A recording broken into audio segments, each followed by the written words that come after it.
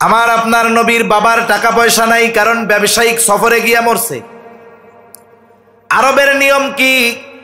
তায়েফের আবহাওয়া এটা খুব আরামদায়ক এক আবহাওয়া। বনু সাকিব গোত্রের মানুষ শুদ্ধবাসী ছিল। বছরে একটা সময় তারা মক্কায় আসতো, ছোট ছোট বাচ্চাদেরকে দুধ পান করানোর জন্য নিয়ে যাইত। সবাই আসছে ওই সময়, প্রত্যেক বাড়িতে খুঁজে খুঁজে ধনির দুলালি যারা, মানে যেই বাচ্চার বাপ ধনী, তাদেরকে নিয়ে গেছে। আমার আপনার নবীর ঘরে সবাই আসছে, যেই শোনে বাপ নাই, বাপ মালও রাইখা যায় নাই, চইলা যায়। হালিমাতুস সাদিয়া আসছে একটা দুর্বল বাহন নিয়া, সবার পেছনে আসছে। আইসা দেখে সবাই টাকা পয়সাওয়ালাদের ছেলে মেয়ে নিয়ে চলে গেছে। নবীর ঘর থেকে একবার ঘুরে গেছে, যখন দেখে কাউকে পায় না, তখন হালিমাতুস সাদিয়া স্বামীকে বলে, আসছি যেহেতু খালি হাতে যামু কেন? ইয়াতিম বাচ্চাটার দিকে তাকায়া মায়া লাগছে, চলেন এইটারেই নিয়ে যাই। এইবার দুইজনে গিয়া আমার আপনার নবী, ইয়াতিম নবী হালিমাতুস সাদিয়া নবীকে নিয়ে গেছে। হালিমাতুস সাদিয়া বলে, আমি যখন মুহাম্মদ, শিশু মুহাম্মদকে কোলে নিলাম, আমার স্তনে দুধ কম ছিল। অসুস্থতার কারণে, দুর্বলতার কারণে আল্লাহ তাআলা মুহাম্মদকে কোলে নেওয়ার সাথে সাথে আমার স্তনগুলো দুধে পরিপূর্ণ করে দিয়েছে। কয় বুঝতে পারছি সাধারণ কোনো জিনিস না। সুবহানাল্লাহ। এইবার আসছিল দুর্বল বাহন নিয়ে, বাহনে উঠছে, বাহন সবল হয়ে গেছে, সবাই আগে রওনা দিয়েছে, হালিমাতুস সাদিয়া পরে, কিন্তু নবীজি উঠছে বাহনে। এইবার বাহনের গতি বেড়ে গেছে, সবাইকে ওভারটেক করে চলে গেছে সবার আগে। সবাই বলে, ও হালিমা, কি নিয়ে আসছিলা আর কি নিয়ে যাও? বাহন কি পরিবর্তন করছো নাকি? বলে, না, বাহন আগেরটাই আছে। তাহলে চিন্তা করে দেখেন, এদিকে যেতে গেলে লম্বা কথা হয়ে যাবে, যে হালিমাতুস সাদিয়া নবীজির চেহারা দেখা মায়া লাইগা গেছে, এতিম এই জন্য ফালায় রাখা যায় নাই। এরপরে এক সময় আমার আপনার নবীর মা ইন্তেকাল করলেন, অভিভাবক হলেন দাদা আব্দুল মুত্তালিব। আব্দুল মুত্তালিব 2 বছর পরে মারা যায়। মারা যাওয়ার সময় ওসিয়ত করতেছে আবু তালেবকে যে আমার মরার পরে তুমি অভিভাবক। ওই সময় আব্দুল মুত্তালিবের যতজন সন্তান বেঁচে ছিল, সবার মধ্যে সবচাইতে দরিদ্র ছিল আবু তালেব। অন্যান্য চাচারাও নবীকে অনেক ভালোবাসতেন, কিন্তু তাদের মধ্যে আবু তালেব বেশি ভালোবাসত। এই জন্য আব্দুল মুত্তালিব কোন ছেলে টাকাওয়ালা বেশি এটা খেয়াল করেন নাই, বরং খেয়াল করেছেন ছেলেদের মধ্যে কে বেশি মুহাম্মদকে ভালোবাসে। ইয়াতিম বাচ্চা ও খাবারের চাইতে ভালোবাসা চায় বেশি। আপনি খাওয়ান দাওয়ান ভালো দেন, কিন্তু আচার আচরণ খারাপ করেন, কষ্ট পাবে। কিন্তু খাওয়ান ঠান্ডা ভাত লবণ দিয়া পেঁয়াজ দিয়া, কিন্তু আচরণ যদি ভালো করা হয়, ও ওইখানে থেকে খুশি হয়ে যাবে, ঠিক কিনা? মোট কথা হলো, আপনি ইয়াতিম হওয়ার কারণে কেউ খারাপ আচরণ করে নাই। আপনাকে যে দেখছে তার অন্তরে আমি মোহাব্বত ঢেলে দিয়েছি, আমি আপনার লালন পালনের ব্যবস্থা করেছি। শুধু তাই না, ওয়াজাদাকা দাল্লান ফাহাদা, আপনি সঠিক পথ সম্পর্কে অনবগত ছিলেন, সঠিক পথ আপনি চিনতেন না, আমি আপনাকে সঠিক পথ চিনিয়ে দিয়েছি। ওয়াজাদাকা আইলান ফাআগনা, আরে নবুয়তির আগে আপনি নিঃস্ব ছিলেন, আমি আল্লাহই আপনাকে ধনী বানায় দিয়েছি। এই আয়াতের তাফসিরে মুফাসসিরিনে কেরাম খাদিজাতুল কুবরা রাদিয়াল্লাহু তাআলা আনহার সাথে বিবাহের কথা উল্লেখ করেন। নবীজির সাথে খাদিজার বিবাহ হয়ে গেল। খাদিজা আমার আপনার নবীজিকে বলতেছে, ও মুহাম্মদ, এতকাল আপনার সাথে আমার সম্পর্ক ছিল একরকম, আজকে থেকে আর এক রকম। এখন থেকে আমি হইলাম আপনার অধীনস্থ। মুহাম্মদ, আপনি শুনে নেন, আমার যত সম্পদ আছে, আমি সব সম্পদের মালিক আপনাকে বানিয়ে দিলাম। এই সম্পদ যেখানে খুশি, যেভাবে খুশি আপনি ব্যয় করবেন, কোনো অসুবিধা নাই। আর আল্লাহ বলেন, ওই যে খাদিজা সম্পদের মালিক বানাই দিছিল, এটার ব্যবস্থা কে করছে? আল্লাহ তাআলা করছে। নবীজি বলেন, আমি তখন বালক, 10-11 বছর বয়স, মক্কার মধ্যে বিশাল এক বিবাহ হবে। এক সম্ভ্রান্ত ফ্যামিলির বিবাহ, সবাইকে দাওয়াত দেওয়া হয়েছে। এই বিবাহ অনুষ্ঠানের আকর্ষণ হলো রাত্রেবেলা খাওয়া দাওয়ার পরে সারা রাত গান বাদ্য হবে, নাচ গান হবে, দলে দলে মানুষ ছুটছে ওই বাড়িতে। খাওয়া দাওয়া শেষ, সবাই অপেক্ষা করছে কখন ডাক আসবে, যেই তাড়াতাড়ি আসো, গান শুরু হবে এখন। সবাই অপেক্ষা করতেছে। ইতিমধ্যে একজন ঘোষণাকারী ঘোষণা দিচ্ছে যে তোমরা সবাই অমুক স্থানে একত্রিত হও, ওই জায়গায় একটু পরেই নাচ গান শুরু হবে। সবাই দৌড় শুরু করছে, কে কার আগে গিয়ে বসবে, কারণ দেখতে হবে, শুনতে হবে কাছের থেকে। ওয়াজ মাহফিলে যদিও অনেক জায়গায় 15 বার বইলাও একটা মানুষকে পেছন থেকে সামনে আনা যায় না, কিন্তু এই ধরনের গোনার মজলিসে অনেক সময় 80 বছরের বৃদ্ধ 20 জনের ঘাড়ে পাড়া দিয়া সামনে আইসা এইরকম তাকায় থেকে দেখে। যদি আমার যুবক ভাইরা বলে কি কাম করতেছেন, এটা কি ভালো কাম? কই তোরা তো বাইসা থাকলে দেখতে পারবি, আমার হায়াত শেষ, একটু দেখা লই। আছে না নাই এরকম? ডাকতেছে যে চলো তাড়াতাড়ি চলো। নবীজি বলেন আমার সাথে যারা তারাও আমার ডাকতেছে, মুহাম্মদ তাড়াতাড়ি চলো, আগে না গেলে জায়গা পাওয়া যাবে না। নবীজি বলেন ওরা তো আমাকে ডাকতেছে, আর ইতিমধ্যে আমার গোটা শরীর অবশ হয়ে 2 চোখ জুড়ে ঘুম চলে আসছে। নবীজি বলেন ওরা চলে গেল, আমি বাড়ির এক প্রান্তে এক পাশে শুয়ে পড়লাম, গভীর ঘুমে আচ্ছন্ন হয়ে গেলাম। সারা রাত পার হয়ে গেছি, আমার ঘুম ভাঙে নাই।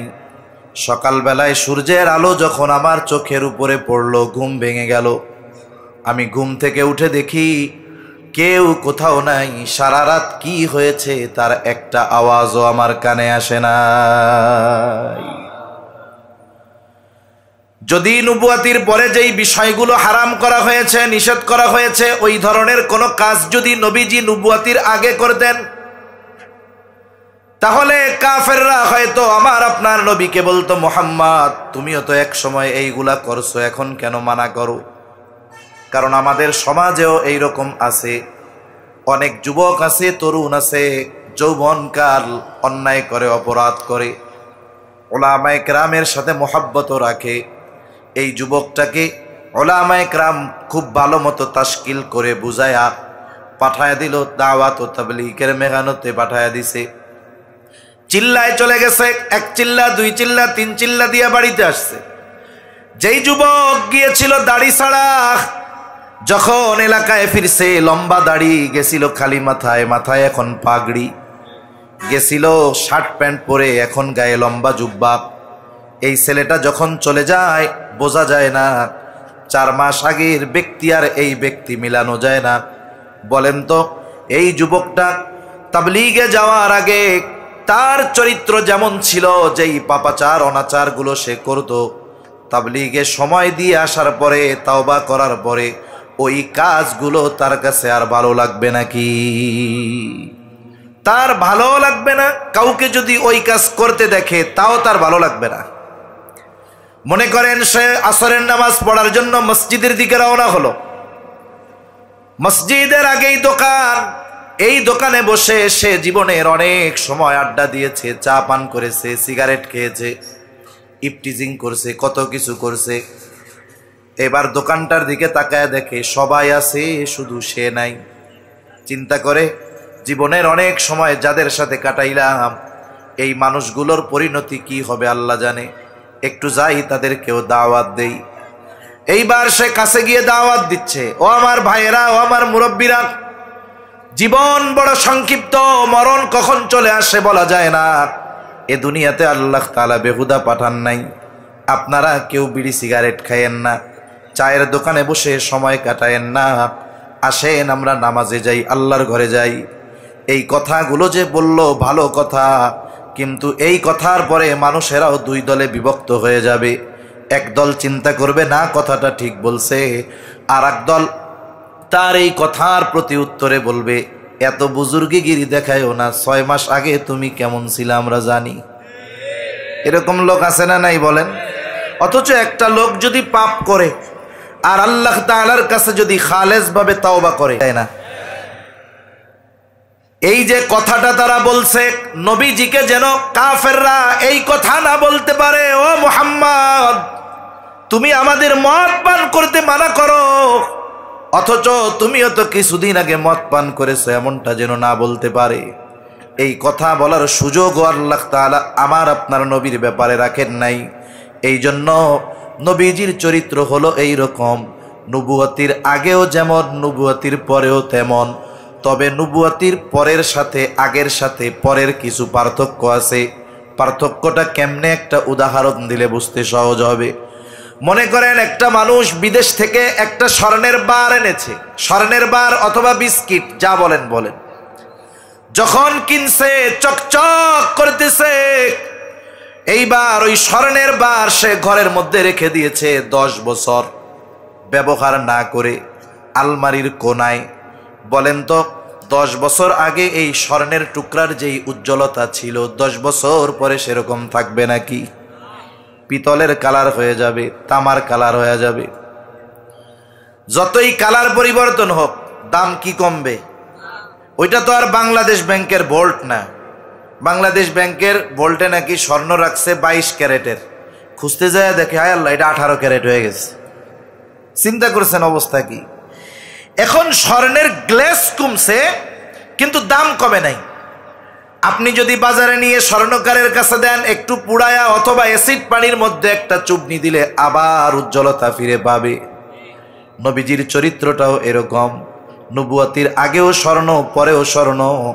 আগের স্বর্ণ একটু উজ্জ্বলতা কম, পরেরটা বলে উজ্জ্বল বেশি। কেন?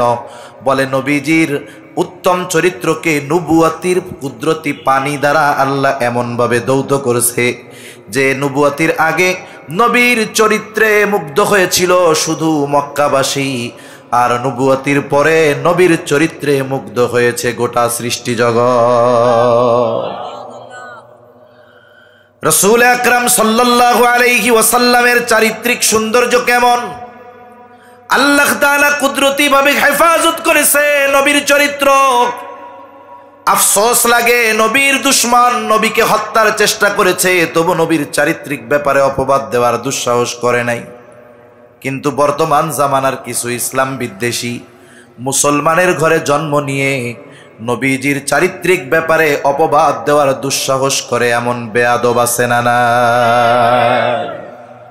মনে রাখতে হবে, অপবাদ দেওয়ার মাধ্যমে নবীর সম্মান কমানো যাবে না। এরপরেও ওরা নবীর বিরুদ্ধে যেই সমস্ত বিষয়ে উত্থাপন করে অপবাদ দেওয়ার দুঃসাহস করে, এর মধ্যে একটা হলো তারা বলে নবীজি সম্পদ লোভী ছিল। নাউজুবিল্লাহ। এই জন্যই তো 25 বছরের যুবক 40 বছরের একজন নারীকে বিয়ে করছে, আবার যার আগে 2টা বিবাহ হয়েছিল। অথচ ইতিহাস কি বলে? নবীজি সম্পদের লোভে বিয়ে করছে? খাদিজাতুল কুবরা রাদিয়াল্লাহু তাআলা আনহা, বরং খাদিজা রাদিয়াল্লাহু তাআলা আনহা নবীর চরিত্রে মুগ্ধ হয়ে বিবাহের প্রস্তাব ওনার পক্ষ থেকেই গেছে। খাদিজার বয়স তখন 37 বছর। এর আগে 2 জন স্বামী ওনার ইন্তেকাল করেছে। খাদিজা নিয়ত করছে আর বিবাহ শাদী করব না, এভাবে জীবন কাটায় দিব। পিতার কিছু সম্পদ, স্বামীদের কাছ থেকে পাওয়া কিছু সম্পদ, এগুলো দিয়ে তিনি ব্যবসা শুরু করে দিলেন। তিনি একজন বুদ্ধিমতী বিদুষী নারী ছিলেন, বিদুষী নারী, সফল একজন ব্যবসায়ী হয়ে গেলেন। বিভিন্ন বড় বড় জায়গা থেকে রাজা বাদশারা পর্যন্ত খাদিজাকে বিবাহের প্রস্তাব দিতে উনি নাকচ করে দিতেন। সফল একজন ব্যবসায়ী খাদিজা। শুধু তাই না, খাদিজার উপাধি ওই জাহেলিয়াতের সময়ের খারাপ মানুষগুলো দিয়েছিল তহেরা, পুত পবিত্রা। খাদিজা 37 বছর বয়স। এই সময় সে তার ব্যবসার সবচাইতে বড় কাফেলা পাঠাবে সিরিয়ায়। একজন বিশ্বস্ত মানুষ খুঁজতেছে কোথায় পাওয়া যায়। এক্সপোর্ট ইম্পোর্টের ব্যবসা ছিল খাদিজার। মক্কা থেকে সিরিয়ায় মক্কার যেই পণ্যগুলোর চাহিদা, ওই পণ্যগুলো নিয়ে কাফেলা সিরিয়ার বাজারে বিক্রয় করত। আবার সিরিয়ার যেই পণ্যগুলোর চাহিদা মক্কায়, ওই পণ্যগুলো সিরিয়া থেকে কিনে এনে খাদিজা মক্কার বাজারে বিক্রয় করাতেন। এটা ছিল তার ব্যবসা। এখন এই কাফেলার দায়িত্ব কাকে দেওয়া যায় সে খুঁজতেছে, কাউরে পায় না। আবু তালেব জানতে পারলো যে খাদিজা একজন বিশ্বস্ত মানুষ খুঁজতেছে কাফেলার দায়িত্ব দেওয়ার জন্য। আবু তালেব আমার আপনার নবীর কাছে এসে বলে, মুহাম্মদ, খাদিজা তো একজন বিশ্বস্ত মানুষ খুঁজতেছে, তুমি খাদিজার কাছে গিয়ে বলো যে ও খাদিজা, আপনি যদি আমাকে এই দায়িত্ব দেন তাহলে আমি এই দায়িত্ব নিতে রাজি আছি। চাচা বলতেছে তুমি গিয়ে বলো যে আমি দায়িত্ব নিতে চাই। আর নবী কি বলে, আমি দায়িত্ব চাইয়া নিতে পারবো না, যদি খাদিজা আমাকে প্রস্তাব দেয় তাইলে ভিন্ন কথা। কারণ দায়িত্ব চেয়ে নেওয়া আর দায়িত্ব চাপায়া দেওয়া দুটো বিষয় কিন্তু এক নয়। মনে করেন কোন বিষয়ের দায়িত্ব যদি আমি আপনাদের কাছ থেকে জোর করে চেয়ে আনি, যেই দায়িত্বটা আমারে দেন, এখন ওই দায়িত্ব পালন করতে গিয়ে যদি কোনো ত্রুটি বিচ্যুতি হয়, আপনারা আমাকে জামাতবদ্ধ হয়ে বেশি কথা বলবেন, দূর হুজুর ওনার কাম হইলো ওয়াজ করা, নামাজ পড়ানো, মাদ্রাসায় পড়ানো, ওনার এই দায়িত্ব নিতে কইছে কে? তার মানে আমি যদি দায়িত্ব চেয়ে নেই আর যদি ওই দায়িত্ব পালনে ত্রুটি বিচ্যুতি হয়ে যায়, স্বাভাবিক আপনারা বেশি কথা বলবেন, এটাই স্বাভাবিক। কিন্তু আপনারা যদি আমার উপরে জোর করে দায়িত্ব চাপায়া দেন, তাহলে যদি কোনো ত্রুটি অনাকাঙ্ক্ষিত হয়ে যায়, আপনারা কিছু বলার আগে আমি জোর গলায় বলবো, দায়িত্ব দিছেন কেন? ঠিক কিনা বলেন? আমি কি চাইছি, দিছেন কেন? এজন্য দায়িত্ব দেওয়া আর দায়িত্ব চেয়ে নেওয়া এক নয়। আবু তালেব চলে গেছে খাদিজার কাছে গিয়ে বলে, ও খাদিজা, আপনি নাকি এমন একজন ব্যক্তি খুঁজতেছেন, আমার ভাতিজা যদি মুহাম্মদ এই দায়িত্ব নেয় কেমন হয়? খাদিজা চিন্তা করছিল মুহাম্মদ মনে হয় এই দায়িত্ব নিবে না। কিন্তু যখন চাচার মুখে এই কথা শুনছে, খাদিজার চেহারা থেকে চিন্তার ছাপ দূর হয়ে গেছে। বলে, মুহাম্মদ যদি এই কাফেলার দায়িত্ব নেয়, এর চাইতে উত্তম আর কোনো কিছুই হতে পারে না। তা খাদিজারও আগ্রহ আছে। এই সুযোগে আবু তালেব বলে যে আপনি যদি ওনারে প্রস্তাব দেন দায়িত্ব নেওয়ার ব্যাপারে, তাইলে হয়তো দায়িত্ব নিতে পারে। খাদিজা কি বলে? খাদিজা বলতেছে, আবু তালেব, মুহাম্মদ ব্যতীত অন্য কারো ব্যাপারে যদি আপনি এই কথা বলতেন, কখনোই আমি অন্য কাউকে প্রস্তাব দিতাম না। কিন্তু যেহেতু মুহাম্মদ, আমার কোনো অসুবিধা নেই। এইবার খাদিজা আমার আপনার নবীকে প্রস্তাব দিলেন। নবী যখন দায়িত্ব চাপায়া দেওয়া হলো, অফার করা হলো, দায়িত্ব নিলেন, কাফেলা রওনা হয়ে যাবে। এই কাফেলার খেদমতের জন্য একজন ব্যক্তিকে নিয়োগ দেওয়া হলো, তার নাম হলো মাইসারা। খাদিজার এত বিশ্বস্ত একজন গোলাম যে তাকে বলা হতো খাদিজার চোখ। তার মানে তার দেখা আর খাদিজার দেখা সেম, এত বিশ্বাস করতো খাদিজা তাকে। খাদিজা বইলা দিল, মাইসারা, পুরা জামাতের সকলের খেদমতের দিকে খেয়াল রাখবা, খেদমত করবা, বিশেষ করে মুহাম্মাদের ব্যাপারে বেশি খেয়াল রাখবা। সফর শুরু হয়েছে। নবীজি মক্কা থেকে যেই পণ্যগুলো সিরিয়ায় নিয়ে গেছেন, ওইগুলো প্রায় দ্বিগুণ লাভে বিক্রয় করছেন। আবার সিরিয়া থেকে মক্কায় যেই পণ্যগুলো নিয়ে আসছেন, এগুলো মক্কার বাজারে প্রায় দ্বিগুণ লাভে বিক্রয় করেছেন। খাদিজার ব্যবসার ইতিহাসে সবচাইতে বড় প্রফিট আসছে এই সময়। এইবার সফরের কারগুজারি শুনতেছে মাইসারার কাছ থেকে, সব ঘটনা শুনছে। বিশেষ করে নবীর ব্যাপারে কয়েকটা আশ্চর্যজনক ঘটনা মাইসারা খাদিজাকে শোনায়। বলে, খাদিজা, আকাশের মধ্যে কোথাও কোনো মেঘ নাই, ছায়া নাই, প্রচন্ড রোদ, ভর দুপুর আমরা পথ চলতেছি, কোথাও কোনো মেঘ নাই। কিন্তু আমি দেখতে পেতাম, খেয়াল করতাম, মুহাম্মদ দুপুরে যখন হাঁটে, একখণ্ড মেঘ আমাদের সাথে সাথে চলে এবং মুহাম্মদকে ছায়া দিতে থাকে। আসলে এই দুইজন ফিরিস্তা তাদের ডানা দিয়ে নবীজিকে ছায়া দিত। বলে, আরেকদিন মুহাম্মদ বিশ্রাম নিচ্ছে শুয়ে শুয়ে গাছের ছায়ায়। স্বাভাবিকভাবে ছায়ায় যদি কেউ অবস্থান করে, সূর্য সরার সাথে সাথে ছায়াও সরে যাবে। কিন্তু আমি খেয়াল করে দেখলাম, সূর্য তার জায়গা পরিবর্তন করছে, কিন্তু ছায়া জায়গায় আছে। কাছে গিয়ে দেখলাম সূর্য সরে গেছে, তাতে কি স্বয়ং গাছ ঝুঁকে বাঁকা হয়ে মুহাম্মদকে ছায়া দিচ্ছে।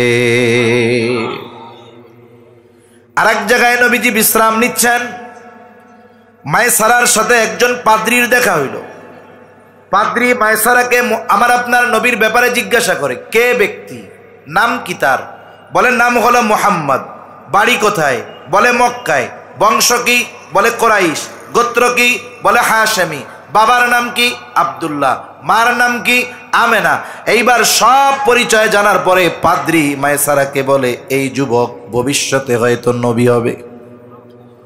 যখন আয়েশা খাদিজার কাছে এই কথা বলছে, ওই যে হাদিসের কিতাবের মধ্যে আছে, আমরা ঘটনা শুনি, যখন ওহী নাজিল হয়েছে নবীজি ভীত হয়ে গেছেন, গায়ে জ্বর চলে আসছে। খাদিজাতুল কুবরা আমার আপনার নবীকে নিয়ে গেছেন তার এক চাচাতো ভাই, আলেম ছিল তাওরাতের, আরাকা বিন নওফেল। আরাকা বিন নওফেল, এই নওফেলের কথা মনে পড়ে আমার আর এক কথা মনে পড়লো। এই বাংলাদেশে হিন্দুত্ববাদীদের একটা সংগঠন আছে, মনে রাখবেন, হিন্দু আর হিন্দুত্ববাদের মধ্যে তফাৎ আছে। এদেশে যারা সনাতনী হিন্দু, এরা উগ্র নয়, এরা শতাব্দীর পর শতাব্দী এই ভারতীয় উপমহাদেশে মুসলমান হিন্দু সহ অবস্থান করতেছে, ঠিক কিনা বলেন? শতাব্দীর পর শতাব্দী। যদি মুসলমান এবং হিন্দুদের মধ্যে এই হৃদ্রতা, সহানুভূতিশীলতা যদি না থাকতো, এই উপমহাদেশ 800 বছর মুসলমানেরা শাসন করেছে, এই উপমহাদেশে হিন্দুদের সংখ্যা বেশি হতো না। মুসলমান শাসকেরা শেষ করে দিতে পারতো হিন্দুদের, কিন্তু তা হয় নাই, বরং দিন গেছে সংখ্যা তাদের আরো বেড়েছে। কিন্তু কিছু বিষয় আছে যে অনেক সাধারণ হিন্দু যারা, এরাও বোঝে না। দাঙ্গা সৃষ্টি করার জন্য বর্তমান দুনিয়ায় ইহুদিদের পেড এজেন্ট, হিন্দুদের লেবাসে যেই হিন্দুত্ববাদী সংগঠন আছে, এটার নাম হলো ইসকন। এটার নাম কি? ইসকন। এরা কিন্তু যারা সনাতনী হিন্দু, এদের উপরে জুলুম চালায়। মাঝে মধ্যে খবরে দেখবেন এই ইসকন সনাতনীদের এই মন্দির দখল দিয়েছে, ওদের কাজ হলো এইগুলো করা। বাংলাদেশের একটা বই আছে, এটা বাংলাদেশের সাবেক গোয়েন্দা বিভাগের একজন প্রধান লিখেছেন। এখানে উনি লিখেছেন যে এই যে ইসকন, আমরা যদিও মনে করি এটা হিন্দুদের সংগঠন, বলেন এর উপমহাদেশের হেডকোয়ার্টার হলো আমাদের পার্শ্ববর্তী দেশ ভারতের নদিয়ায়, কিন্তু এটা প্রতিষ্ঠিত হয়েছে কবে? আমেরিকাতে 1966 সালে। যিনি এই সংগঠন প্রতিষ্ঠা করেছেন তিনি হিন্দু ধর্মে দীক্ষিত নয়, তিনি আমেরিকায় লেখাপড়া করেছেন এবং ওইখানে ওনার ইহুদিদের সাথে অনেক সম্পৃক্ততা, মোহাব্বত, ভালোবাসা ছিল। ইহুদিদের ফর্মুলা অনুসরণ করে হিন্দুত্ববাদের লেবাসে, ইহুদিদের পরামর্শে এই ইসকন পরিচালিত হয় এবং ওরা যেখানেই যায় শান্তি, মানুষের অগ্রগতি, মানুষের মধ্যে যে সহানুভূতিশীলতা, এগুলোকে বিনষ্ট করার পায়তারা ওরা করে, ঠিক কিনা বলেন? এদেরকে লাই দেয় কারা, প্রমোট করে কারা? ওরা এত সাহস পাইতো না। যারা প্রমোট করেছে অতীতে, এদের মধ্যে একজনের নাম হলো নওফেল। চিনেননি সেই নওফেল? রে চিটাগাং বাড়ি তার, শিক্ষা প্রতিমন্ত্রী ছিল।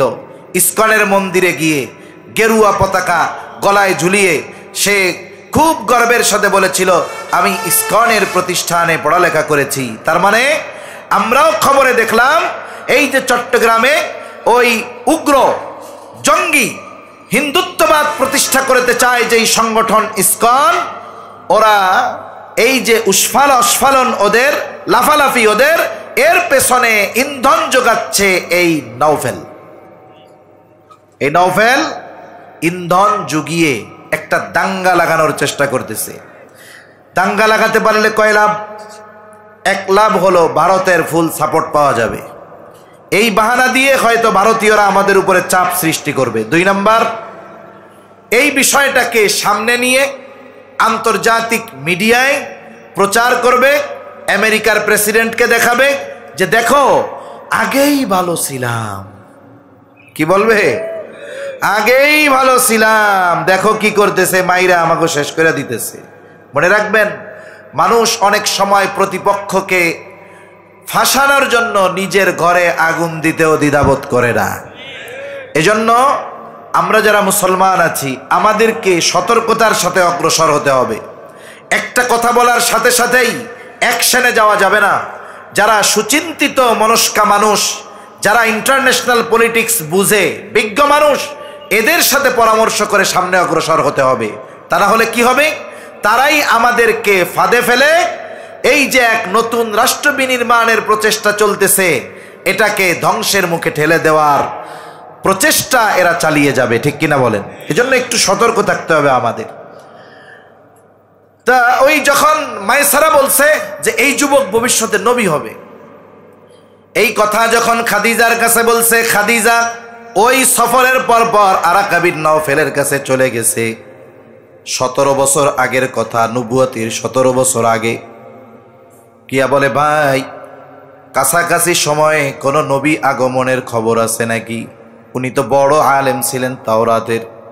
উনি বলতেছে, হ্যাঁ, সময় অবস্থা সব কিছুর আলোকে বোঝা যায় অতি নিকটেই একজন মহামানবের আবির্ভাব ঘটবে। একজন নবী, তার জন্য যত ধরনের গুণাবলী দরকার সব আমার আপনার নবীর মধ্যে ছিল। খাদিজা এই কথা শ্রবণ করবার পর আমার আপনার নবীজির প্রতি আকৃষ্ট হয়ে গেছে। বান্ধবীদের মজলিসে শুধু আমার আপনার নবীর প্রশংসা করে। বান্ধবীরা বলে, খাদিজা এত মোহাম্মদের কথা বলো কেন? তোমার কি মোহাম্মদকে খুব পছন্দ হয় নাকি? তাইলে বিবাহের প্রস্তাব দিয়ে দাও। খাদিজা বলে, আমি যদি প্রস্তাব দেই আর মোহাম্মদ যদি ফিরিয়ে দেয় তাহলে আমি লজ্জা পেয়ে যাব। এখানে একটা বিষয় খেয়াল করার দরকার। দেখেন, খাদিজা রাদিয়াল্লাহু তাআলা আনহার বয়স নবীজির চাইতে বেশি, আবার তিনি বিধবা, দুইজন স্বামী ওনার ইন্তেকাল করেছে। জাহেলিয়াতের সময় বিধবা বিবাহ করা, বয়সে বড় কোনো নারীকে বিবাহ করা খারাপ দৃষ্টিতে দেখা হতো না। কিন্তু এখনকার সময় কোনো যুবক যদি জানতে পারে একটা মেয়ে আছে, সে খুব ভালো দিনদার, কিন্তু আগের ফ্যামিলিতে যেখানে বিবাহ হয়েছিল বিবাহ টেকে নাই। আমাদের সমাজের একটা খারাপ দিক হলো, যখন কোনো মেয়ে তালাক প্রাপ্ত হয় আমরা একতরফা ভাবে এই মেয়েকে দোষারোপ করি, পুরুষকে দোষারোপ করি না। হতে পারে মেয়েটা ভালো দিনদার, কিন্তু বাপ টাকা পয়সার লোভে টাকাওয়ালার সাথে বিয়ে দিছে, বাড়ি গাড়ি দেখা। এখন এই দিনদার মেয়ে ওই বাড়িতে গিয়ে দেখে, হায় রে হায়, যার সাথে বিবাহ দিছে সে পরনারীতে আসক্ত, সে মাদকাসক্ত, পাপাচারে লিপ্ত থাকে। বলেন তো, একজন ভালো মেয়ে, দিনদার মেয়ে ওই পরিবেশে গিয়ে সে থাকতে পারবে নাকি? দেখা গেল বিবাহ বিচ্ছেদ হয়ে গেছে। কিন্তু কেউ যদি বলে মেয়েটা আসলেও ভালো, যদিও আগের স্বামীর সাথে সংসার করতে পারে নাই, আমরা বইলা বসি ভালোই যদি হইতো তাইলে তো তালাক খাইতো না, বলে কি বলে না? অথচ দেখা যাবে এই বিবাহ বিচ্ছেদের জন্য পরিপূর্ণ দায়ী হলো ওই খারাপ পুরুষ। এজন্য আমরা একজনের বিষয়ে শুনলেই মন্তব্য করব না, আগে যাচাই বাছাই করব। তা মনে করেন এক যুবক জানতে পারছে মেয়েটা খুব ভালো দিনদার মুত্তাকি, কিন্তু খারাপ ছিল স্বামীটা আগের, এই জন্য সম্পর্ক শেষ, তালাক প্রাপ্ত, ইদ্যৎকালীন সময় শেষ। ছেলের পরিবারও খুব দিনদার। এখন ছেলে আইসা মা বাপ দুইজনরে বলতেছে, আপনারা তো বিবাহ দেওয়ার জন্য মেয়ে খুঁজতেছেন, আমি তো একটা মেয়ের সন্ধান পাইছি। কই পাইছ? কয় আমাদের রাকিব বিন রজব সিদ্দিকী হুজুর খোঁজ দিছে, একটা মেয়ে আছে, সেই মেয়েটা আগে একজনের সাথে বিবাহ হয়েছিল, লোকটা ভালো না কিন্তু মেয়েটা খুব ভালো, এরে আমি বিয়া করতে চাই। দেখবেন এই কথা বলার সাথে সাথে ওই দিনদার ছেলের দিনদার মা বাপ স্ট্রোক করে বসবে, তুই আমার ইজ্জত খেয়া দিবি রে, এই ডিভোর্সি বিয়া করবি, বিধবা বিয়া করবি। তাহলে দেখেন আমাদের সমাজে বিধবা বিবাহ করাকে খারাপ দৃষ্টিতে দেখা হয়। আবার যদি কোনো মেয়ে বয়সে বড় হয়, কেউ যদি বিবাহ করে, বন্ধু বান্ধব বলবে, দোস্ত এটা কি ভাবি কমু না দাদি কমুডের ভাই না। আবার যদি বাচ্চা কাচ্চা থাকে আগে, তাইলে বলবে ভালোই হয়েছে, শুধু বউ পাও নাই সাথে বনাসও হয়ে গেছো। এরকম লোক আছে না নাই? এই কথাগুলো মজা করতেছি ঠিক, কিন্তু এটা নিম্নমন মানসিকতার পরিচয়। আমার আপনার নবী বিবাহ করেছে, খাদিজা রাদিয়াল্লাহু তাআলা আনহাকে, বয়সে বড়, এর আগে দুইজনের সাথে বিবাহ হয়েছে, হোক না, কিন্তু মোহাব্বত কেমন ছিল?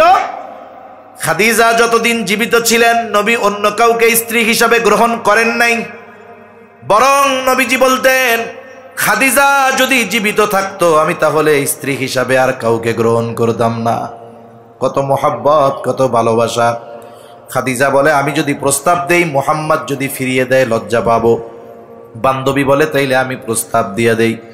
বলে তুমি মুহাম্মাদের মনোভাব জানো যে সে বিবাহ করতে রাজি কিনা, কিন্তু আমার বিষয়টা গোপন রাখবা। বান্ধবী চলে গেছে আমার আপনার নবীর কাছে। ইতিমধ্যে সময় অনেক কেটে গেছে, নবীজির বয়স 25-এর কোঠায়। গিয়ে বলে ও মুহাম্মদ বিবাহ কি করবা না? বয়স তো কম হলো না। নবীজি বলে বিয়ে করব কেমনে, আমার তো টাকা পয়সা নাই, সম্পদ নাই, আমি দরিদ্র গরিব। এইবার মেয়েটা বলে যদি কেউ স্বেচ্ছায় তোমার সব খরচ বহন করতে রাজি হয় তাহলে তুমি বিবাহ করতে রাজি আছো নাকি? নবীজি বলে আমার চাচা আছে, চাচারে গিয়া বলো। আবু তালেবের কাছে প্রস্তাব দেওয়া হলো। লম্বা ইতিহাস। এক সময় আমার আপনার নবীজির সাথে খাদিজার বিবাহ হয়ে গেল। এখন থাকেন এই জায়গায়, আমরা একটু আরেক জায়গা থেকে একটু আলোচনা করি। পবিত্র কোরআনুল কারীমের একটা প্রসিদ্ধ সূরা সূরাতুদ দুহা।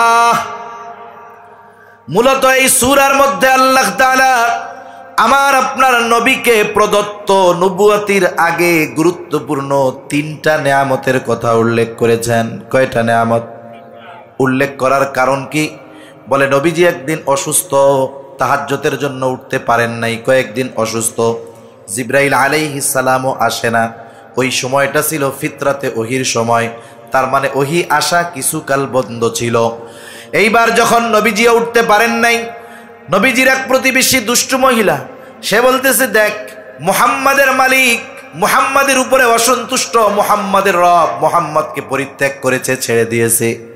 শয়তানটাও তার কাছে আসে না, তার মানে জিবরাইল আলাইহিস সালামও তার কাছে আসে না। এই কথাগুলো যখন বলছে নবীজি স্বাভাবিক কষ্ট পেয়েছে। আর নবীজিকে সান্ত্বনা দিতে গিয়ে আল্লাহ তাআলা এই সূরা নাজিল করেছে। আল্লাহ তাআলা শপথ করে বলতেছে ওয়াদ-দুহা ওয়াল-লাইলি ইযা সাজা। আল্লাহ তাআলা বলেন প্রভাতের শপথ, ওয়াল-লাইলি ইযা সাজা, রাত্রির শপথ যখন তা অন্ধকারাচ্ছন্ন হয়ে যায়। আরে ওরা তো বলে আপনার রব আপনার উপরে অসন্তুষ্ট, আপনাকে ছেড়ে দিয়েছে, কিন্তু আপনার রব কি বলে শুনেন। এই 2টা কসম করে আল্লাহ তাআলা বলেন মা ওয়াদ্দাআকা রাব্বুকা ওয়া মা ক্বালা। আপনার রব আপনার উপরে অসন্তুষ্ট নয়, আপনার রব আপনাকে পরিত্যাগ করে নাই। শুধু তাই না, আল্লাহ তাআলা বলেন ওয়ালাল আখিরাতু খায়রুল লাকা মিনাল উলা। আপনি শুনে নেন, আপনার প্রতিটি পরবর্তী মুহূর্ত পূর্ববর্তী মুহূর্তের চাইতে উত্তম। তার মানে সময় পরিবর্তন হবে আর আপনার জন্য পরবর্তী সময়গুলো শুধু কল্যাণকর হতে থাকবে। সাথে সাথে এটাও জেনে নেন ওয়ালা সাউফা ইউতিকা রাব্বুকা ফাতারদা। আরে আপনি ওদের কথায় রাগ হন কেন, কষ্ট পান কেন? আপনার রব আপনাকে অচিরেই এমন কিছু দিবে আপনি সন্তুষ্ট হয়ে যাবেন। এই আয়াতের তাফসীর, লম্বা হাদিস, আমি ওইদিকে যাব না। আল্লাহ তাআলা কি বলছেন যে আপনার রব আপনাকে অচিরেই এমন কিছু দিবে আপনি সন্তুষ্ট হয়ে যাবেন। আর নবী বলে আমি ততক্ষণ সন্তুষ্ট হব না যতক্ষণ না আমার সব উম্মতকে জান্নাতে দেওয়া হবে। এরপরে আল্লাহ তাআলা কেমন যেন বলেন হাবিব আমি আপনাকে নবুয়ত দেওয়ার আগে ভুলি নাই, নবুয়ত দেওয়ার আগে ছেড়ে দেই নাই, আর নবুয়তি দিয়া এত বড় জিম্মাদারি আমি আল্লাহ আপনাকে দিয়া ছেড়ে দিব এটা হতে পারে না। শুনা নেন, আপনারে আমি নবুয়ত দেওয়ার আগে কত যত্ন করেছি। আল্লাহ তাআলা এবার বলেন আলাম ইয়াজিদিকা ইয়াতীমান ফাআওয়া। আরে ওরা বলে আমি আপনার উপরে অসন্তুষ্ট, আপনারে ছাইড়া দিছি। আরে ওই যখন ইয়াতিম ছিলেন তখনও আপনারে ছাড়ি নাই। সুবহানাল্লাহ বলেন। আল্লাহ তাআলা বলেন আলাম ইয়াজিদিকা ইয়াতীমান ফাআওয়া, তিনি কি আপনাকে ইয়াতিম অবস্থায় পায় নাই? ইয়াতিম অবস্থায় পেয়ে ছেড়ে দেয় নাই, উত্তম লালন পালনের ব্যবস্থা করেছে। তার মানে আল্লাহ তাআলা বলেন হাবিব আপনাকে আমি ইয়তীম অবস্থায় পেয়েছি এবং আপনার জন্য আমি উত্তম লালন পালনের ব্যবস্থা করেছি। স্বাভাবিকভাবে কেউ যদি ইয়তীম হয়, ইয়তীম হওয়ার কারণেই মানুষ তার সাথে অসদাচরণ করে, ভালো ব্যবহার করে, খারাপ ব্যবহার করে। কিন্তু আমার আপনার নবী ইয়তীম ছিলেন ঠিক, ইয়তীম হওয়ার কারণে কেউ আমার আপনার নবীর সাথে খারাপ আচরণ করে নাই। অনেক সময় কি হয়, একটা মেয়ে প্রেগন্যান্ট, শ্বশুর বাড়িতে আছে, আল্ট্রাসোনোগ্রাম করছে, দেখছে যে ছেলে হবে। বলেন তো, ছেলের খবর যদি দাদা শুনে খুশি হয় না বেজার হয়? 70 বছরের দাদারও তখন মনে হয় যে আমি যুবক হয়ে যাইতেছি, আমার খেলাধুলার লোক আসতেছে। দাদিও খুশি হয়, দাদি যদিও মহিলা, কিন্তু যেই শুনে পোলার পোলা হবে সেও খুশিতে লাফায় ওঠে। এখন ডেলিভারির বাকি আছে 1 মাস, হঠাৎ করে ওই যে সন্তান গর্ভে ওর বাপ মারা গেছে। বলেন তো, ছেলে হবে এই খবর শুনে দাদা যত খুশি হয়েছিল, এখন ওনার ছেলে যখন মারা গেছে খুশি আর আসেনি? দাদিও খুশি না, সব চিন্তার ভাঁজ কপালের মধ্যে। বরং চিন্তা করবে এই ছেলে দুনিয়ায় আসলে তার খরচ দিবে কে, চিকিৎসার খরচ বহন করবে কে, পাঠায়া দিবে তার বাবার বাড়িতে।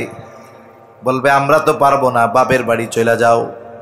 যেই সন্তানটা আনন্দের কারণ হওয়ার কথা ছিল, এখন সেটা তাদের চিন্তার কারণ হয়ে যায়।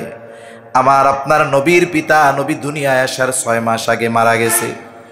আব্দুল্লাহ জীবনের প্রারম্ভে ব্যবসা শুরু করেছে, এখনো সম্পদের মালিক হতে পারে নাই। ইতিমধ্যে আব্দুল্লাহ দুনিয়া থেকে চলে যায়। ওই জাহেলিয়াতের সময় আব্দুল মুত্তালিব এমনটা বলে নাই, ও আমেনা তুমি মদিনায় তোমার বাবার বাড়িতে চলে যাও, কোনো সম্পদ নাই ওইখানে চলে যাও। বরং ঐতিহাসিকেরা লিখে আব্দুল্লাহ মারা গেছে ঠিক, নবীজি মায়ের গর্ভে আব্দুল মুত্তালিব আমেনার প্রতি আরো বেশি যত্নবান হয়ে উঠেছে, আরো তার প্রতি মায়া হচ্ছে। আবার ওই সন্তান যদি দুনিয়ায় ভূমিষ্ঠ হইতো, যার বাপ মারা গেছে, দুনিয়ায় ভূমিষ্ঠ হইলে আনন্দ থাকতো না, ওই বাড়ি থেকে ফোন দিলেও আনন্দ হইতো না, চিন্তা থাকতো। কিন্তু ইতিহাস বলে আমার আপনার নবী দুনিয়ায় আসছে, আব্দুল মুত্তালিবের কপালে চিন্তার ভাঁজ ছিল না। ঐতিহাসিকেরা লেখে আব্দুল মুত্তালিবের 10টা সন্তান ছিল। কয়টা সন্তান? এই 10টা আল্লাহর কাছে চাইয়া আনছে। ওইদিকে যেতে গেলে লম্বা কথা হয়ে যাবে। ঐতিহাসিকেরা বলে এই 10 সন্তান হওয়ায় আব্দুল মুত্তালিব যত খুশি হয়েছে, আমার আপনার নবীর দুনিয়ার আগমনে তার চাইতে বেশি খুশি সে হয়ে গেছে। আমার আপনার নবীর বাবার টাকা পয়সা নাই, কারণ ব্যবসায়িক সফরে গিয়া মরছে। আরবের নিয়ম কি, তায়েফের আবহাওয়া এটা খুব আরামদায়ক এক আবহাওয়া। বনু সাকিব গোত্রের মানুষ শুদ্ধবাসী ছিল। বছরে একটা সময় তারা মক্কায় আসতো, ছোট ছোট বাচ্চাদেরকে দুধ পান করানোর জন্য নিয়ে যাইত। সবাই আসছে ওই সময়, প্রত্যেক বাড়িতে খুঁজে খুঁজে ধনির দুলালি যারা, মানে যেই বাচ্চার বাপ ধনী, তাদেরকে নিয়ে গেছে। আমার আপনার নবীর ঘরে সবাই আসছে, যেই শোনে বাপ নাই, বাপ মালও রাইখা যায় নাই, চইলা যায়। হালিমাতুস সাদিয়া আসছে একটা দুর্বল বাহন নিয়া, সবার পেছনে আসছে। আইসা দেখে সবাই টাকা পয়সাওয়ালাদের ছেলে মেয়ে নিয়ে চলে গেছে। নবীর ঘর থেকে একবার ঘুরে গেছে, যখন দেখে কাউকে পায় না, তখন হালিমাতুস সাদিয়া স্বামীকে বলে, আসছি যেহেতু খালি হাতে যামু কেন, ইয়াতিম বাচ্চাটার দিকে তাকায়া মায়া লাগছে, চলেন এইটারেই নিয়ে যাই। এইবার দুইজনে গিয়া আমার আপনার নবী, ইয়াতিম নবী হালিমাতুস সাদিয়া নবীকে নিয়ে গেছে। হালিমাতুস সাদিয়া বলে, আমি যখন মুহাম্মদ, শিশু মুহাম্মদকে কোলে নিলাম, আমার স্তনে দুধ কম ছিল, অসুস্থতার কারণে, দুর্বলতার কারণে আল্লাহ তাআলা মুহাম্মদকে কোলে নেওয়ার সাথে সাথে আমার স্তনগুলো দুধে পরিপূর্ণ করে দিয়েছে। কয় বুঝতে পারছি সাধারণ কোনো জিনিস না। সুবহানাল্লাহ। এইবার আসছিল দুর্বল বাহন নিয়ে, বাহনে উঠছে, বাহন সবল হয়ে গেছে, সবাই আগে রওনা দিয়েছে, হালিমাতুস সাদিয়া পরে, কিন্তু নবীজি উঠছে বাহনে। এইবার বাহনের গতি বেড়ে গেছে, সবাইকে ওভারটেক করে চলে গেছে সবার আগে। সবাই বলে, ও হালিমা, কি নিয়ে আসছিলা আর কি নিয়ে যাও? বাহন কি পরিবর্তন করছো নাকি? বলে, না, বাহন আগেরটাই আছে। তাহলে চিন্তা করে দেখেন, এদিকে যেতে গেলে লম্বা কথা হয়ে যাবে যে হালিমাতুস সাদিয়া নবীজির চেহারা দেখা মায়া লাইগা গেছে, এতিম এই জন্য ফালায় রাখা যায় নাই। এরপরে এক সময় আমার আপনার নবীর মা ইন্তেকাল করলেন। অভিভাবক হলেন দাদা আব্দুল মুত্তালিব। আব্দুল মুত্তালিব 2 বছর পরে মারা যায়। মারা যাওয়ার সময় ওসিয়ত করতেছে আবু তালেবকে যে আমার মরার পরে তুমি অভিভাবক। ওই সময় আব্দুল মুত্তালিবের যতজন সন্তান বেঁচে ছিল সবার মধ্যে সবচাইতে দরিদ্র ছিল আবু তালেব। অন্যান্য চাচারাও নবীকে অনেক ভালোবাসতেন, কিন্তু তাদের মধ্যে আবু তালেব বেশি ভালোবাসত। এই জন্য আব্দুল মুত্তালিব কোন ছেলে টাকাওয়ালা বেশি এটা খেয়াল করেন নাই, বরং খেয়াল করেছেন ছেলেদের মধ্যে কে বেশি মোহাম্মদকে ভালোবাসে। ইয়াতিম বাচ্চা ও খাবারের চাইতে ভালোবাসা চায় বেশি। আপনি খাওয়ান দাওয়ান ভালো দেন, কিন্তু আচার আচরণ খারাপ করেন, কষ্ট পাবে। কিন্তু খাওয়ান ঠান্ডা ভাত লবণ দিয়া পেঁয়াজ দিয়া, কিন্তু আচরণ যদি ভালো করা হয় ও ওইখানে থেকে খুশি হয়ে যাবে, ঠিক কিনা? মোট কথা হলো, আপনি ইয়াতিম হওয়ার কারণে কেউ খারাপ আচরণ করে নাই। আপনাকে যে দেখছে তার অন্তরে আমি মোহাব্বত ঢেলে দিয়েছি, আমি আপনার লালন পালনের ব্যবস্থা করেছি। শুধু তাই না, ওয়াজাদাকা দাল্লান ফাহাদা, আপনি সঠিক পথ সম্পর্কে অনবগত ছিলেন, সঠিক পথ আপনি চিনতেন না, আমি আপনাকে সঠিক পথ চিনিয়ে দিয়েছি। ওয়াজাদাকা আইলান ফাআগনা, আরে নবুয়তির আগে আপনি নিঃস্ব ছিলেন, আমি আল্লাহই আপনাকে ধনী বানায় দিয়েছি। এই আয়াতের তাফসিরে মুফাসসিরিনে কেরাম খাদিজাতুল কুবরা রাদিয়াল্লাহু তাআলা আনহার সাথে বিবাহের কথা উল্লেখ করেন। নবীজির সাথে খাদিজার বিবাহ হয়ে গেল। খাদিজা আমার আপনার নবীজিকে বলতেছে, ও মুহাম্মদ, এতকাল আপনার সাথে আমার সম্পর্ক ছিল একরকম, আজকে থেকে আর এক রকম। এখন থেকে আমি হইলাম আপনার অধীনস্থ। মুহাম্মদ, আপনি শুনে নেন, আমার যত সম্পদ আছে আমি সব সম্পদের মালিক আপনাকে বানিয়ে দিলাম। এই সম্পদ যেখানে খুশি যেভাবে খুশি আপনি ব্যয় করবেন, কোনো অসুবিধা নাই। আর আল্লাহ বলেন, ওই যে খাদিজা সম্পদের মালিক বানাই দিছিল, এটার ব্যবস্থা কে করছে? আল্লাহ তাআলা করছে। এজন্য নবীজি সম্পদের লোভে খাদিজাকে বিবাহ করেন নাই, নবীজিকে বিবাহ করেছেন। খাদিজা নিজে প্রস্তাব দিয়েছে, সম্পদের লোভে নবীজি বিবাহ করেন নাই। নবীর ব্যাপারে এই একটা অপবাদ দেয়। আর একটা অপবাদ দেয় যে নবীজি নিজের পুত্রবধূকে বিবাহ করেছে, নাউজুবিল্লাহ। হযরত যায়েদ রাদিয়াল্লাহু তাআলা আনহু, উনি প্রথমে খাদিজা রাদিয়াল্লাহু তাআলা আনহুর গোলাম ছিলেন। যায়েদকে কিনে আইনা দিছে বাজার থেকে খাদিজার এক ভাই। যায়েদ গেছে হারায়া, আর একদল দুষ্টু মানুষ যায়েদ রে পেয়ে বাজারে নিয়ে গোলাম হিসাবে বিক্রয় করে দিছে। এখন এই বাচ্চা গোলাম রে কিনে আইনা খাদিজার এক ভাই খাদিজারে হাদিয়া দিছে। নবীজির সাথে বিবাহের পরে যায়েদের আচার আচরণ ভালো, আদব লেহাজ ভালো, নবীজিকে হাদিয়া দিয়ে দিছে যে ধরেন এটা আপনারে দিয়া দিলাম যায়েদকে। এই দিক দিয়ে যায়েদের মা বাবা খুঁজতেছে, পোলা কই গেল, খুঁজে খুঁজে পায় না। এই যে ইদানিং দেখতেছি, প্রায় দেখি বাচ্চা হারাইতেছে, ছোট বাচ্চারা হারিয়ে যাচ্ছে, হয়তো অপহরণকারী নিয়ে যাচ্ছে। এটা একটা কঠিন বিষয়। এজন্য আপনারাও আপনাদের বাচ্চাদের উপর একটু খেয়াল রাখতে হবে, নজর রাখতে হবে, সতর্ক থাকতে হবে, ঘরের বাইরে গেলে খেয়াল করতে হবে। তা যায়েদের খোঁজ মা বাবা করতে করতে এক সময় জানতে পারলো মক্কায় আছে মুহাম্মদ সাল্লাল্লাহু আলাইহি ওয়াসাল্লামের কাছে। খুঁজতে খুঁজতে চলে আসছে। উনি তখন বালক, মা বাপ পাইছে, মা বাবাও চিনছে, সেও মা বাবাকে চিনছে। এবার নবীজি তাকে আজাদ করে দিয়েছে, যে যান, আজাদ করে দিলাম, এরে আপনারা নিয়ে যান। দীর্ঘ সময় যায়েদ নবীজির কাছে থাকছে। নবীজির চরিত্রে সে এতটা মুগ্ধ হয়েছে, মা বাবাকে বলে তোমরা যাও, আমি তোমাদের সাথে যাব না। কত মোহাব্বত মায়া নবীর উপর। এক সময় মা বাবা তাকে রেখে যাইতে বাধ্য হয়েছে। আর জায়েদের এই মোহাব্বতের কদর নবীজি করেছেন। নবীজি সবার সামনে ঘোষণা দিয়ে দিলেন, আজ থেকে জায়েদ হলো আমার পুত্র,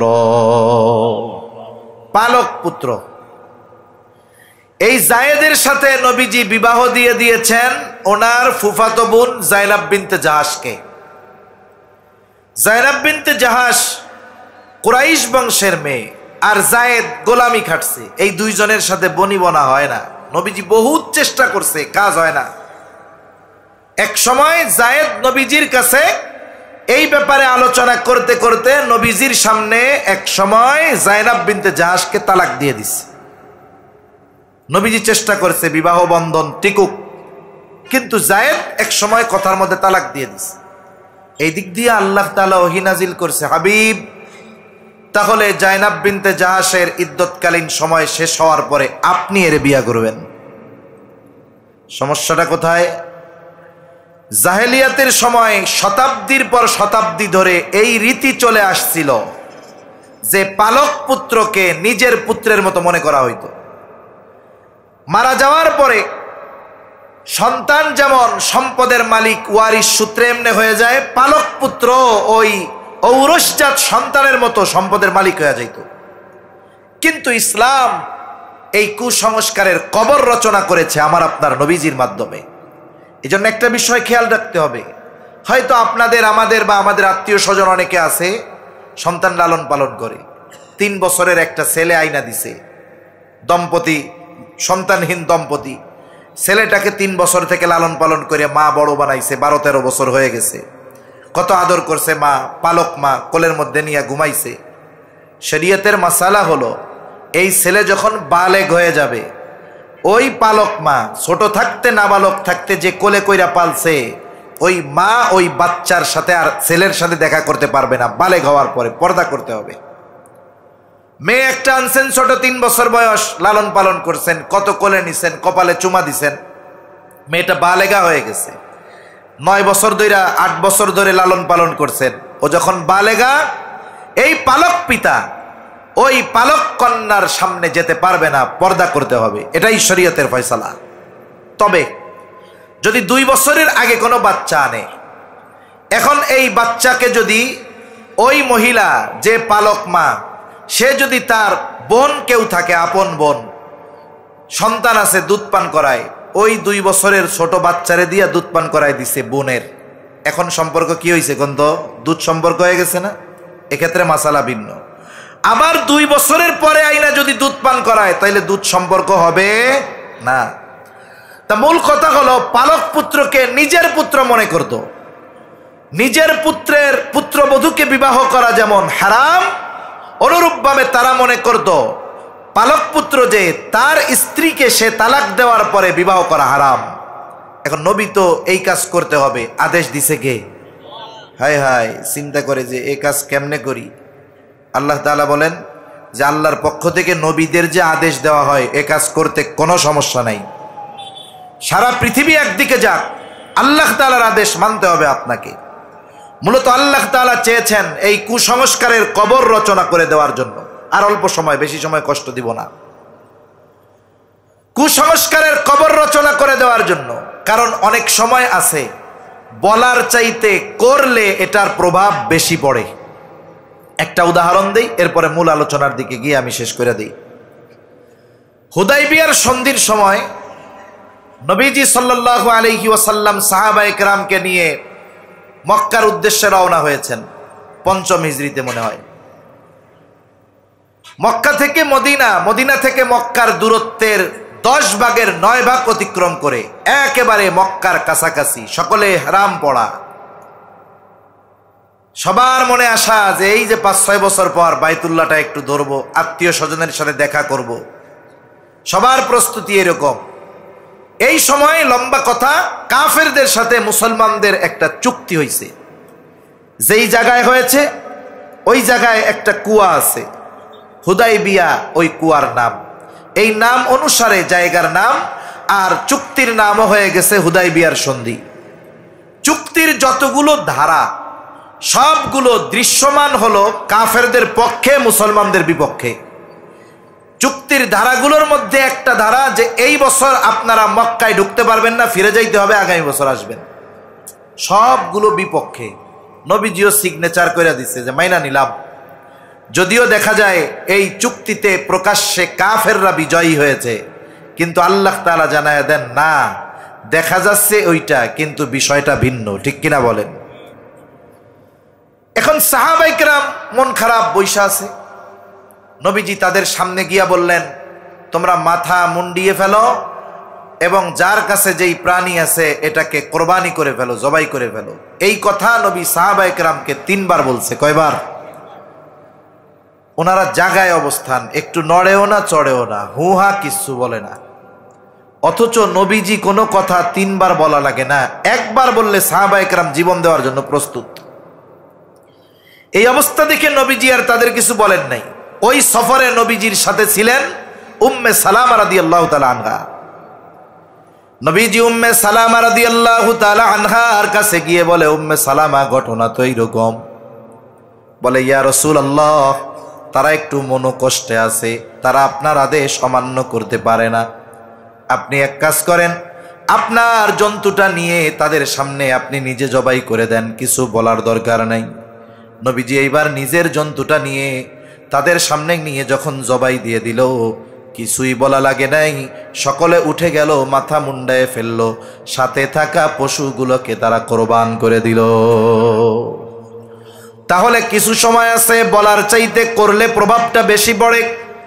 আল্লাহ তাআলা চাইলেন আমার আপনার নবীজির মাধ্যমে এই কুসংস্কারের কবর রচনা করবে। শুধু তাই না, এই বিবাহ দুনিয়ার কোনো কাজী পড়ায় নাই, স্বয়ং আল্লাহ তাআলা এই বিবাহ সম্পাদন করেছেন।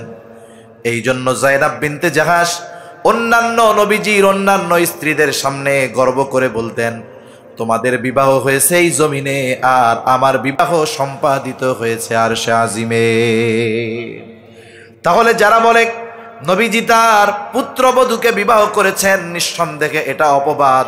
বরং নবীজি এই কর্মের মাধ্যমে যুগ যুগ ধরে, শতাব্দীর পর শতাব্দী ধরে চলে আসা কুসংস্কারের কবর রচনা আল্লাহ তাআলা নবীর মাধ্যমে করিয়েছে। এরকম বিভিন্ন অপবাদ তারা নবীজির ব্যাপারে দেয়। বাস্তবতা হলো কাফেররা এই অপবাদগুলো দেওয়ার দুঃসাহস করে নাই, বরং কাফেররা নবীর ব্যাপারে 4টা শব্দ ব্যবহার করতো। কয়টা শব্দ? এই 4 শব্দ বইলা শেষ। কি বলতো? বলতো জাদুকর, বলতো গণক, কবি, পাগল। এখন যখন ওই যে গোপনে প্রকাশ্যে দাওয়াত দিছে, চিন্তা করতেছে, হায় রে, এই বছর হজের সময় বাহিরের থেকে লোকজন আসলে মুহাম্মদ যদি তাদেরকে নিজের দলে ভিড়ায় নেয়, তাহলে কি করা যায়? ওই সময় পৃথিবীর বিভিন্ন প্রান্ত থেকে মানুষ হজ করার জন্য বাইতুল্লাহ আসতো। কয়েকজনে বুদ্ধি দিছে যে মক্কায় ঢুকতে যতগুলো রাস্তা আছে, প্রত্যেক রাস্তার সামনে আমাদের লোক দাঁড় করায় দেওয়া হবে। দাঁড় করায় দিয়ে যারা আসবে তাদেরকে সতর্ক করে দেওয়া হবে। কি বইলা? বলে, শোনো, মক্কায় একজন লোক আছে, তার নাম হইল মুহাম্মদ, খবরদার, সে কিন্তু জাদুকর, তার কাছে তোমরা যাবা না। এক রাস্তায় দাঁড়ায়া লোকরা বলতেছে মুহাম্মদ, তার কাছে তোমরা যাবা না, জাদুকর। আর এক রাস্তায় দাঁড়িয়ে আর এক দল বলে, আমাদের মক্কায় একজন লোক আছে মুহাম্মদ, তার কাছে যাবা না, সে কিন্তু গণক। আর এক দল আর এক রাস্তায় দাঁড়ায় বলে, শোনো, মক্কায় একজন লোক আছে মুহাম্মদ, সে কিন্তু জাদুকর, তার কাছে যাবা না। আর এক দল বলে, লোক আছে মুহাম্মদ, সে কিন্তু পাগল, যাবা না। আর এক দল বলে, আমাদের মক্কায় একজন লোক আছে মুহাম্মদ, সে কিন্তু কবি, তার কাছে তোমরা কেউ যাবা না। তার মানে পৃথিবীর বিভিন্ন প্রান্ত থেকে যত মানুষ আসছে, কেউ চেনে না, কেউ দেখে নাই মুহাম্মদকে, কিন্তু আল্লাহ তাআলা কাফেরদের মাধ্যমে মুহাম্মদ শব্দটা তাদের কানে পৌঁছায়া দিছে। ওরা চিন্তা করেছে ঠেকাতে হবে, আর সবাই সবার মুখে এক শব্দ মুহাম্মদ, মুহাম্মদকে। এইবার ওরা মানা করেছিল, কাছে যাইস না। ওরা গিয়ে খোঁজে মুহাম্মদ কই। কেউ জাদু দেখার জন্য যায়, কেউ কবিতা শোনার জন্য যায়, কেউ পাগল দেখার জন্য যায়, কেউ গণক দেখার জন্য যায়, কেউ কবিতা শোনার জন্য যায়।